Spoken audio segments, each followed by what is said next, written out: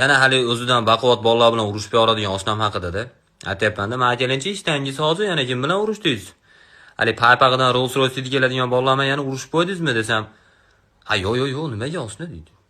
Telefon qilishyapti do'st. Ha, telefon qilsa olmay qo'ying. Mikrovalnovkamga qilishyapti-da, hozir 7 ta 0 ekan nomeri. Kim bilan urushdingiz? Ha, 7 ta 0 dan cho'chish kerak emas, u oddiy raqam u.